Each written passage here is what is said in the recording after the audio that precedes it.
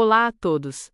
Essa é uma aula do professor Reinaldo Haas, e esta é mais uma aula da nossa disciplina de modelagem numérica da atmosfera.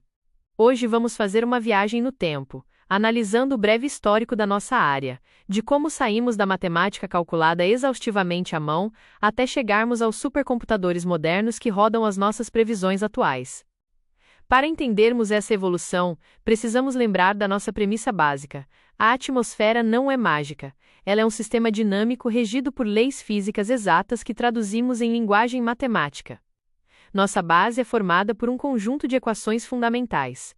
Temos a equação de momentum, governada pelas leis de Newton e Navier-Stokes, que define o movimento do ar.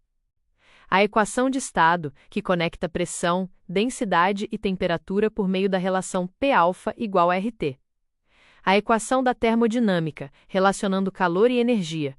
E a equação de conservação de substâncias, responsável por rastrear a umidade e a massa. Para ilustrar como aplicamos isso na prática, pensem no princípio da advecção. Como prevemos a umidade na costa amanhã? O processo tem 3 passos lógicos. Primeiro, medimos a razão de mistura de vapor d'água atual sobre o oceano. Segundo, calculamos a velocidade do vento que advecta, ou seja, transporta essa massa em direção à Terra.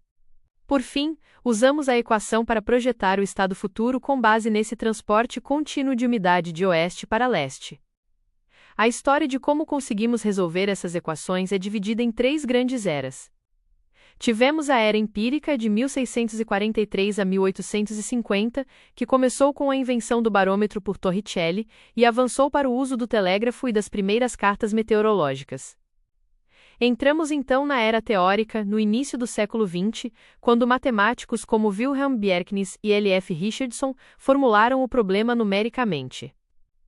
E finalmente chegamos à era computacional, a partir de 1950, com a primeira previsão de 24 horas via computador liderada por von Neumann, culminando nos modelos globais 3D que utilizamos hoje. Um dos nossos grandes pioneiros na compreensão térmica da atmosfera foi Svante Arrhenius. Em 1896, ele publicou um estudo revolucionário que quantificava a influência do ácido carbônico, o nosso CO2, na temperatura do solo. Arrhenius foi o primeiro a modelar matematicamente como as mudanças na composição atmosférica poderiam alterar o clima global, lançando as bases verdadeiras para a ciência climática moderna. Pouco tempo depois, em 1904, o norueguês Wilhelm Bjerknes formalizou o nosso grande paradigma. Ele declarou que a previsão do tempo é um problema de valor inicial. A lógica era irrefutável. Se conhecermos o estado atual da atmosfera com precisão e aplicarmos as leis físicas através das equações diferenciais parciais não lineares, podemos calcular o estado futuro do tempo. Com Bjerknes, a meteorologia deixou de ser um exercício de adivinhação empírica e passou a ser tratada como física exata. Inspirado por essa física exata, o matemático britânico Lewis Fry Richardson tomou uma atitude de extrema ousadia. Em 1922, ele tentou realizar a primeira previsão numérica para uma região da Europa. O detalhe impressionante desse esforço é que os cálculos matemáticos complexos foram feitos inteiramente à mão, nos intervalos dos seus turnos enquanto operava como motorista de ambulância durante a Primeira Guerra Mundial. No entanto, Richardson esbarrou em um gargalo intransponível para a época. A matemática feita por humanos era muito mais lenta que a própria natureza. Para contornar isso, ele imaginou a famosa fábrica de previsões. Seria uma galeria circular gigante contendo 64.000 matemáticos humanos, onde cada pessoa calcularia uma pequena região do globo e passaria o resultado para o vizinho. Este experimento mental brilhante de 1922 foi, na verdade, a gênese conceitual do processamento em paralelo que usamos hoje nos nossos supercomputadores. Apesar do brilhantismo, o experimento prático de Richardson resultou em uma falha estrondosa.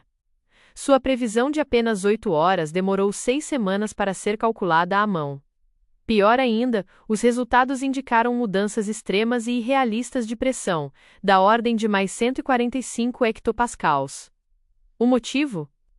A matemática estava perfeitamente correta, mas os dados crus continham ruídos porque Richardson não aplicou as devidas filtragens para as ondas de gravidade em suas condições iniciais, arruinando a simulação. Foi apenas na virada da década de 1950, na era digital, que o computador finalmente alcançou a matemática. Na Universidade de Princeton, a equipe de John von Neumann, que incluía gênios como Charney e Fjortoft, desenvolveu algoritmos meteorológicos para o ENIAC, o primeiro computador eletrônico. Essa síntese entre meteorologistas teóricos e a força bruta das máquinas resultou no grande marco da nossa área: a realização bem-sucedida da primeira previsão numérica de 24 horas. Para termos uma dimensão dessa evolução, pensem nesta matriz. Saímos de um pioneirismo onde o hardware era o cérebro humano, papel e caneta, demorando 6 semanas para prever 8 horas com processamento paralelo análogo. Passamos pelo despertar com o ENIAC e suas válvulas a vácuo, conseguindo previsões funcionais de 24 horas através de algoritmos lineares eletrônicos. E hoje, na era moderna, utilizamos microchips de silício em supercomputadores massivamente paralelos que rodam previsões globais em questão de segundos, realizando finalmente o sonho de Richardson no silício. Hoje, o nosso modelo moderno simula o sistema terrestre com uma complexidade física incrível. Dividimos a atmosfera em grades tridimensionais com resoluções horizontais de latitude e longitude, e verticais por altura ou pressão. Esses computadores de alta performance nos permitem incluir processos extremamente detalhados como radiação solar, advecção e interações de calor com gelo marinho e continentes. Mais do que isso, o grande triunfo moderno são as previsões por conjuntos, os ensembles. Não rodamos mais apenas uma previsão determinística, rodamos dezenas simultaneamente com pequenas perturbações iniciais. Com isso, nós transformamos aquele caos original que frustrou Richardson em probabilidades matemáticas precisas e confiáveis.